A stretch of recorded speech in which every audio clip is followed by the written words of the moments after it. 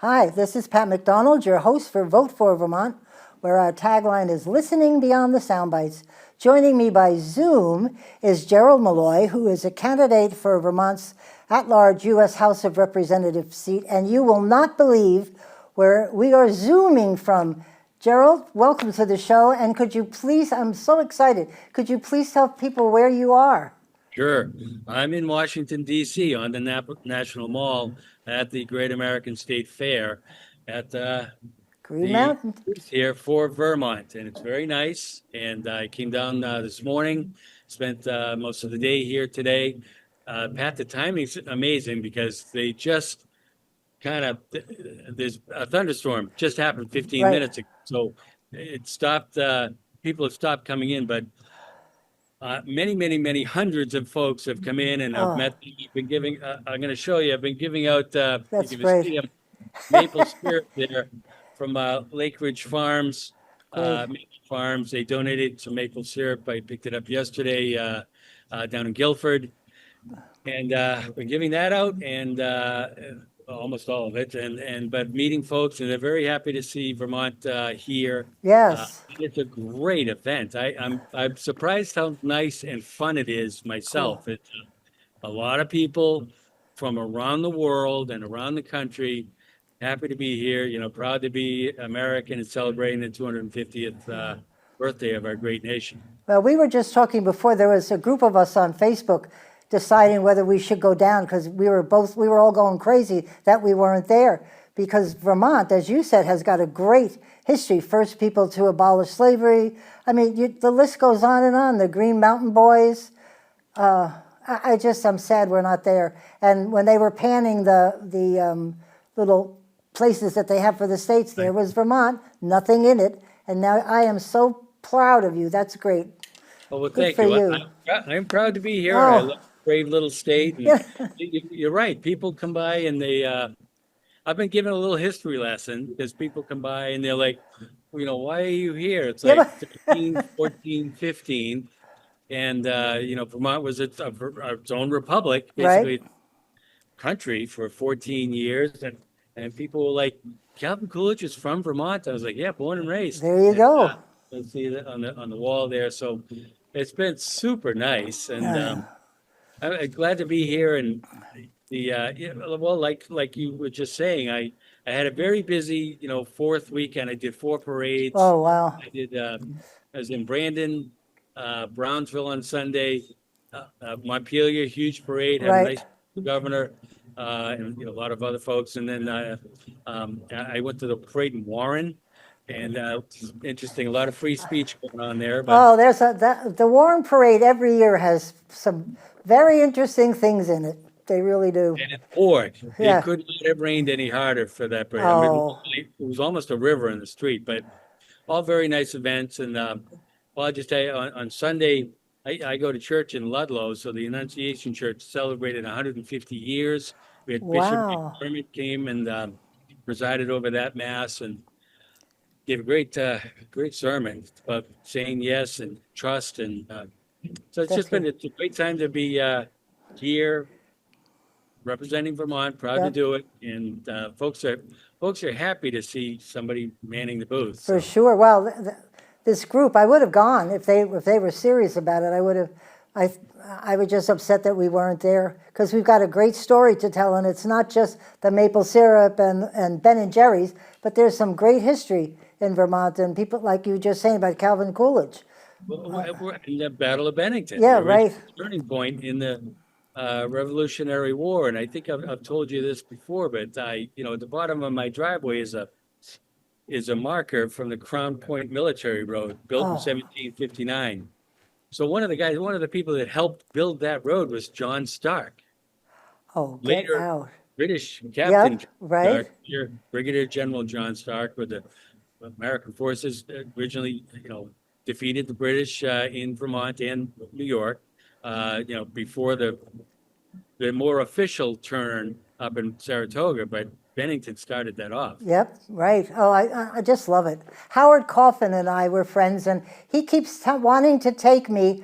There is a trip you can take in Vermont that goes to all these different sites from World War I mean, excuse me, from the Civil War.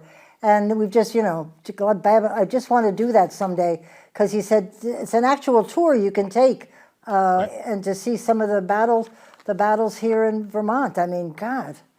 And actually, now my history is going to leave me now, but I've actually been to the hidden, tucked away in the wood, and maybe it's in Wilderness in Virginia, but there's a Huh. big one statue. It's got like the camel's hump on the top of the statue. Oh, And I think Mr. Coffin had something to do with oh, that, but I bet. you gotta go through the woods and find it. But it's a great statue Yeah. about Vermonters' participation in that. Oh, I'm going to have to check that out. My husband and I have gone for 4 years. We camped all summer in Gettysburg, and we were so into it. And we've got all the CDs that take you on tours, and so we've got all that memorized. And we'd see Howard every time he'd come down. They love him down there on Cedar Creek. If you say you're friends with Howard Coffin, I said that in the little library gift shop they have. Oh, you know Mr. Coffin, blah, blah, blah. I said, that's a magic name to throw down there, that you know Howard. But anyway, let's get on with the show, because you have a lot to talk about. Could you give us a little background of yourself for those who don't know you? Sure. So I live in Weathersfield. I kind of look out, we mentioned Calvin Coolidge, my Right. backyard. I look out at Escutney. Oh, It's like cool. a great little state poem right at the beginning.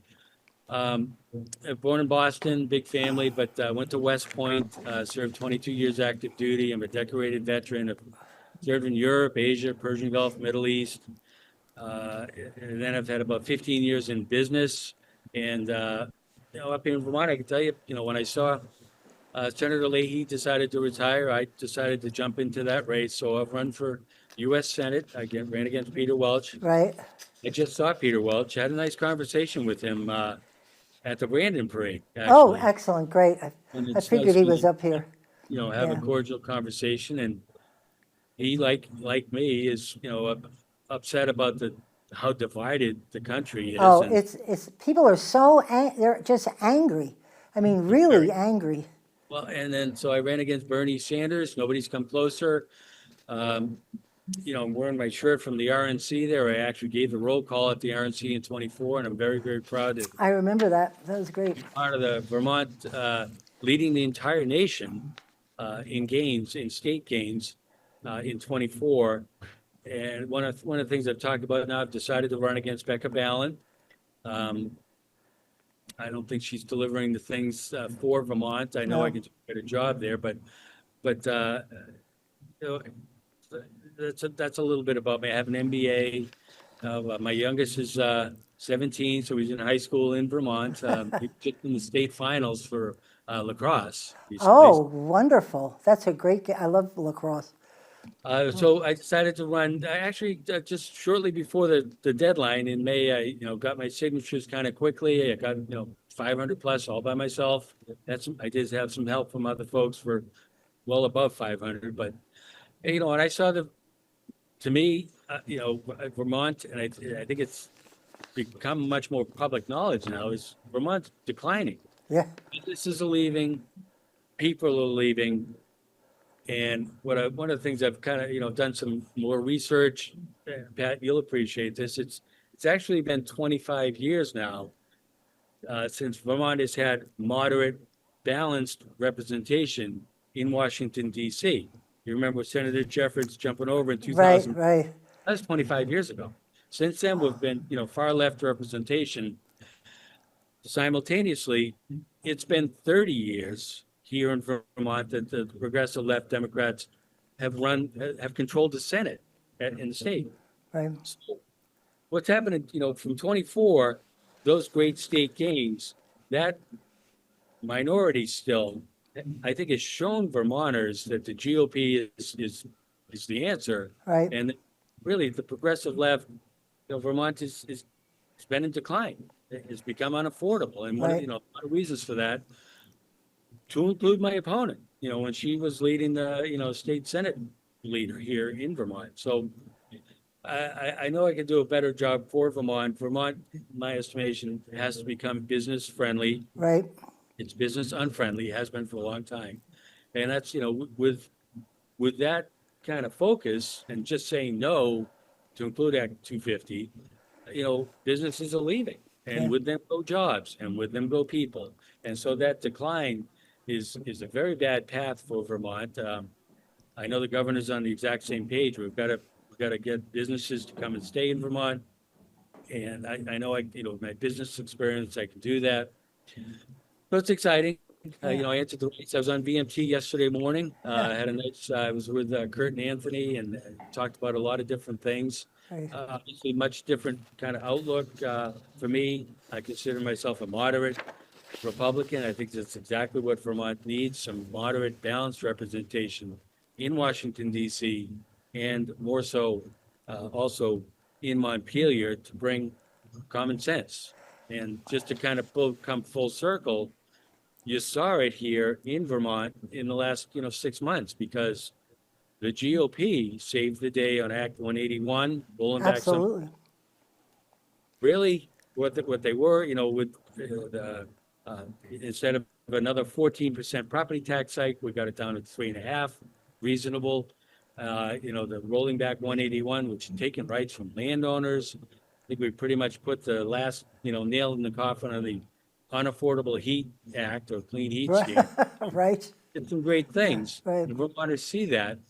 And I think Vermonters are finally seeing, and it's interesting because if you look, I think what's going on is you look at other parts of the country that are kind of maybe gravitating towards socialism or progressive left ideas.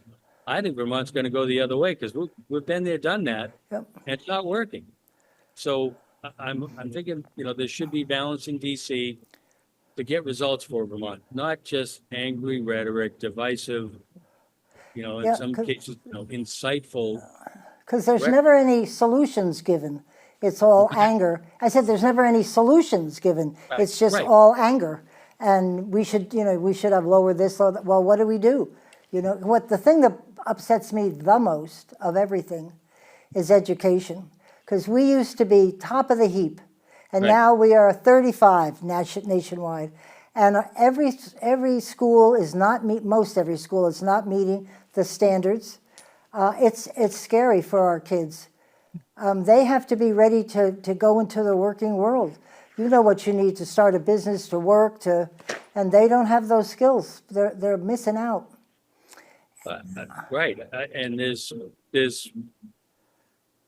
frankly, there's the, not everywhere, but I think some of the indoctrination that's Right. going on is a part of it. Yep. And then the actual cost in Vermont is among the very highest in the entire Right. country. So the value is not there to be one of the most expensive and at number 35 or so. Yep. So there's some, I And, think there's yeah, there's and it definitely costs- more to do. Per student, we are one of the most expensive, top 4, I think, if not the top. I Right. mean, we're just spending too much money on it. Not too much money, but if you got the returns, you probably wouldn't be so angry about it. But for the money we're spending, we don't have the returns, and the kids are suffering. And now, now all we're thinking about is consolidation, and I understand the benefits of consolidation, but meanwhile, what's happening to the kids? They're just limping along, and that's going to be another couple of years. And then we're going to get to the kids.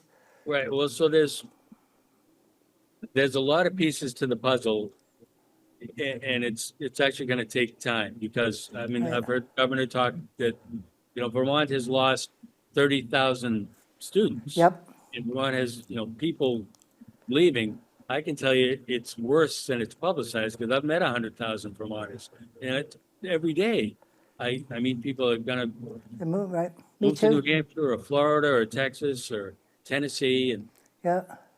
But so you kind of have to turn that around to get businesses and people, to stay here. Right. And, along those same lines, for the young people, there has to be a career path, and jobs for young people to stay. So they might go to UVM and work at a coffee shop for a couple of months, but then they go somewhere else because Right.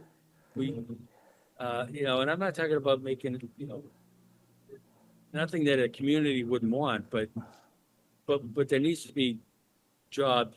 And we need to be more business friendly. Right, And right. really, it's the progressive left that is not business friendly. And I talked about the taxes and the land 181. It's kind of that whole redistribution of wealth idea of socialism. That's what's going on. Right. And it's driving people away. So And they're going to drive the people away that can afford to leave. I mean, a lot of these people you're talking about have the money to pick up and go. And then what? Then you don't have the base. You don't have the Right. money. It's ridiculous. I don't know. People ask me why I'm running. It's like, well, I love Vermont. Right. I love it here. I think it's the best place to live in the whole world. Yeah. And there's a lot of pieces to that to have Vermont thrive. So yes, we have tourism, we have maple syrup, we have logging, and they're all very important. But I think we have to be more than that. We had a great history, like we talked about, Yeah. of making things, producing things, and manufacturing things here in Vermont, like Springfield, for instance. But can return to that. It's just going to take some time. On the state level, I think it would, the GOP making a little bit more progress for some more seats in representatives and senators at state level will reform 250 to move into, 2026 timeframe. Not be stuck 50 years ago where it takes you 4 years to move a project through. And then I can't tell you how many people I've met that have been so frustrated by 250, Yep. they've up and left. Yeah. Or taken their businesses and left. Yeah. When I was in the Department of Labor, I would talk to businesses, and they'd say about Act 250 that it's just too hard to decide what you're going to do. They said we just need two things: how long is it going to take, and how much. And Act 250 sort of keeps changing as you go along, because you go down one route and down another. And House Natural Resources was asked a couple of years ago to just focus on Act 250, changing it. They couldn't. They couldn't come to any agreements, and that they've got to fix that. Because Well, that's what's a big problem. I think the same thing with education and tied into the declining population and declining students is the hard reality that consolidation is going to have to happen. Those are some very, very tough choices. In cities and towns kind of don't want to do that, but that's kind of what you have to do. But I will say, I think I remember hearing Representative Patty McCoy talking not too long ago that I think, the progressive left, Democrat-controlled legislature has done something like 39 studies on education. Right. It's just keep kicking that can down the road. Because they don't know the answer. Right. Well, and they don't want to make some hard decisions. Yeah, right. So the GOP is gonna make some hard decisions here, but it doesn't have to be. If we could start turning around the unfriendly business approach, Right. welcoming and I've already started working on that actually.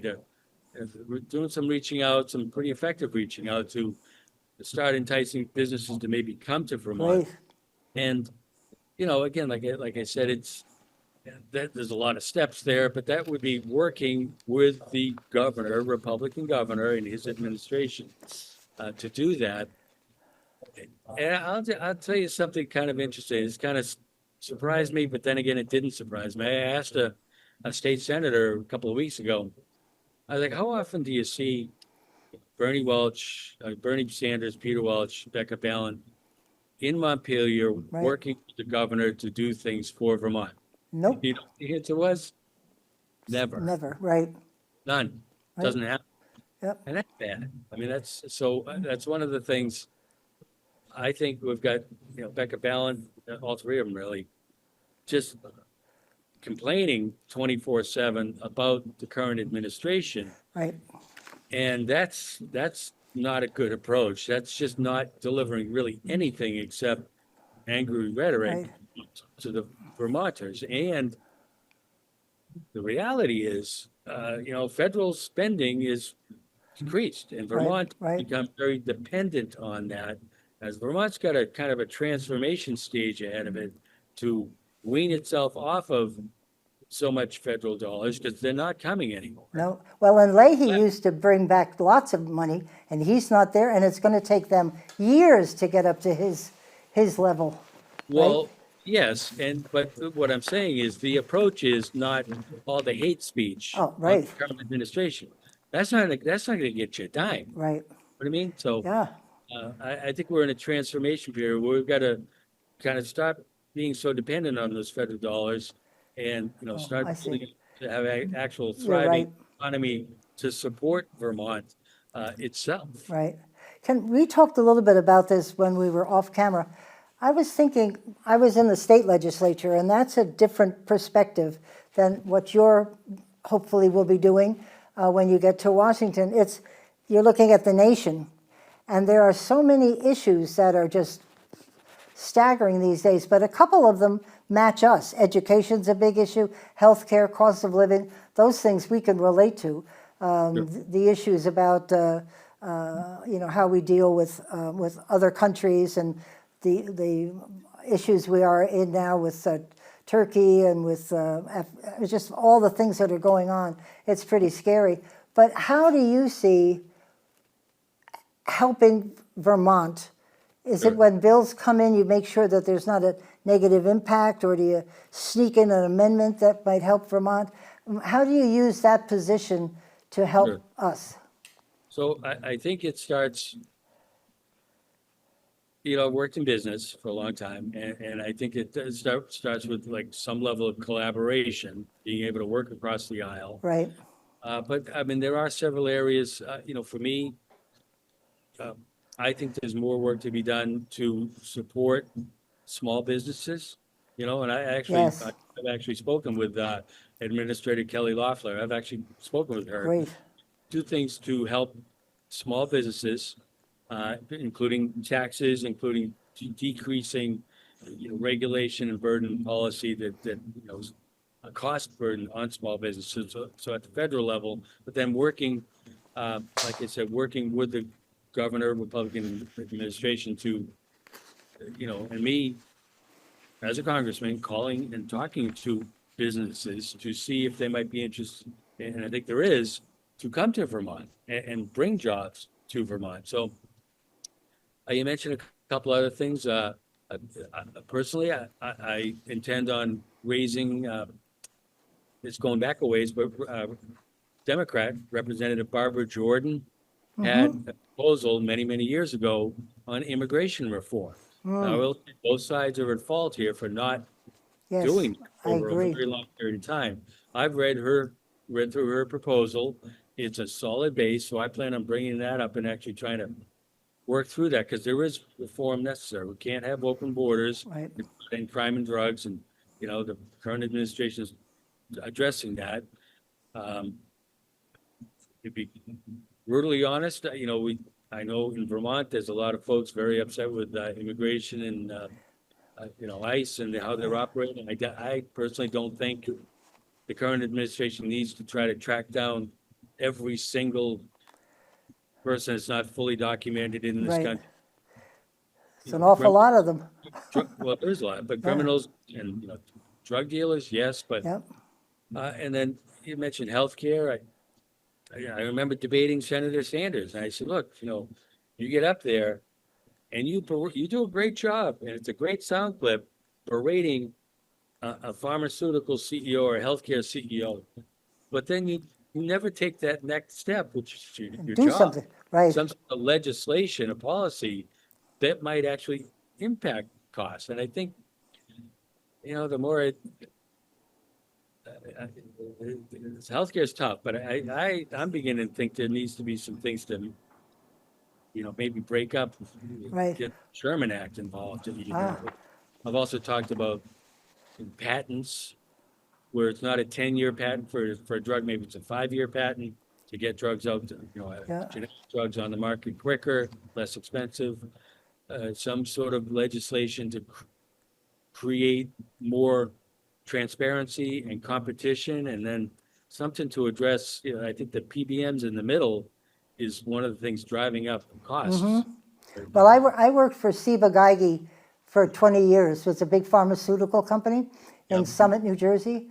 And the cost, the research and the cost of getting a drug and having it approved is like astronomical. Right. That they could start right there to help everybody go, oh no, but help the drug companies to keep their costs down so that the final product.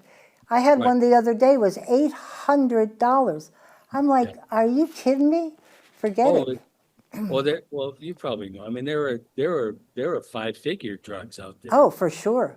You know what I Yep. mean? Yeah. So, yeah. So, I actually think, I think Secretary Kennedy could look at Yeah. the process.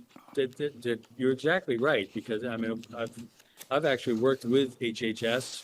I've worked in the defense industry, and so I Great. know about, for a product, it's not just that end product that you're paying for. You're paying for, in some cases, years of Years. engineering, Right.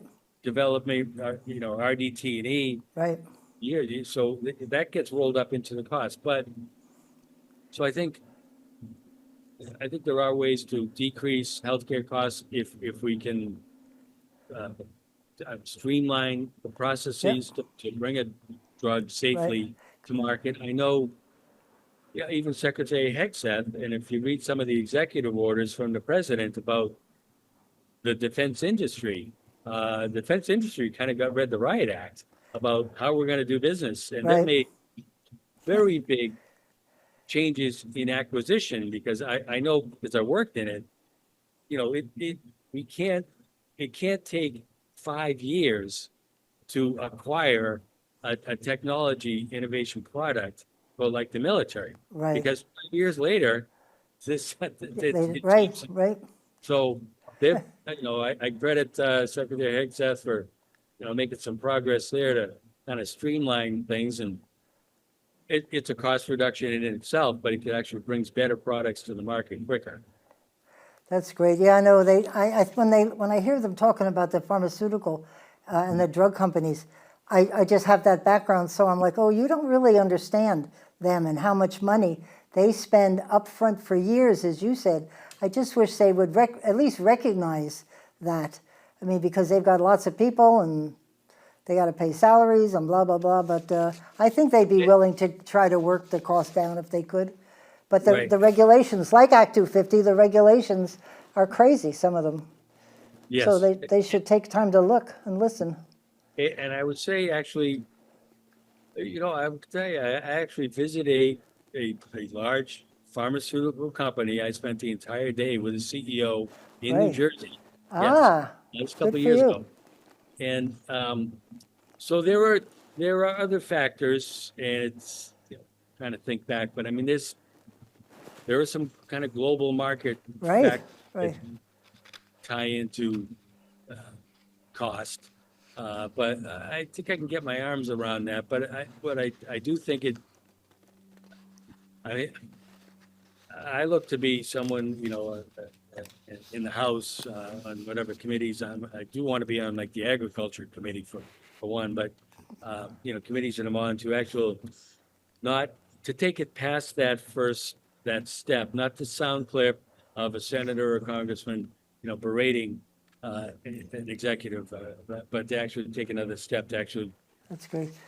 create and develop and pass legislation to actually do something about the problem. That's great. Well, I'm glad you mentioned agriculture because in our little, we're an agricultural state, and we have 1 in 5 people suffering from food insufficiency.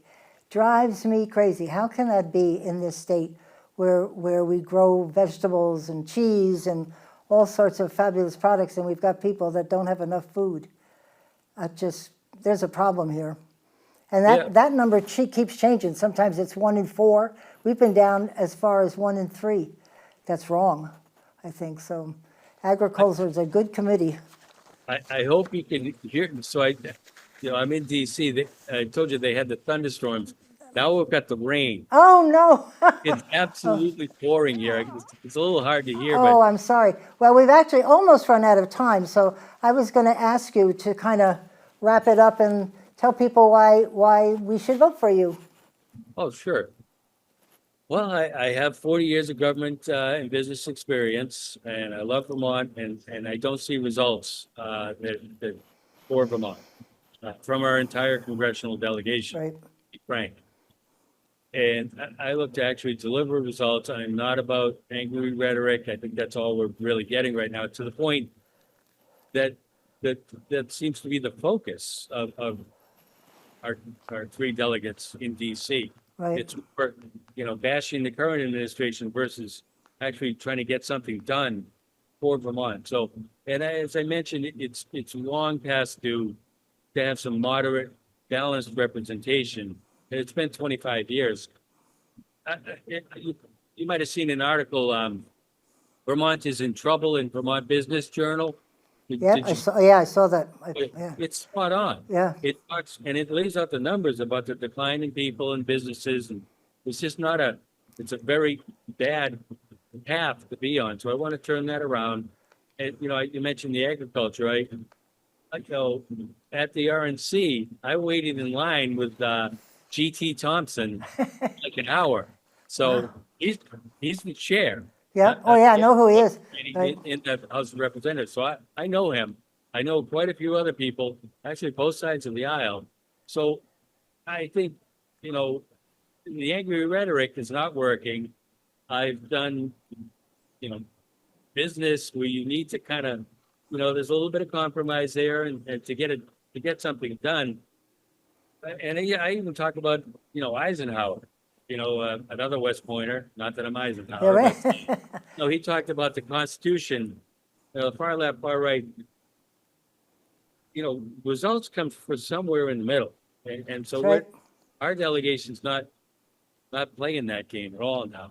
I want to get results for Vermont, work with the Republican governor, turn it around for Vermont, make it Right. business. You can have a bright future, not just people leaving. Yeah, it's pretty scary to watch the numbers. It really is. We used to say in the legislature, there's three bills: my bill, your bill, and the compromise bill. And that was the best one of all three because you worked with the other person, and maybe neither one of you were thrilled, but you got a bill that you could both support, and that's Right. what we need to have happen. Gerald, I am so proud of you for being down in DC. I love it. I'm just busting to spread that word around.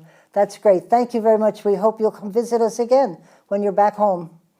Thanks, Okay. Pat. Thanks Thank for you having very me much. on. May the 14 stars shine bright. Thank There you. you go. Thank you. And thank you for tuning in. This is Pat McDonald, your host for Vote for Vermont, where our tagline is listening beyond the sound bites.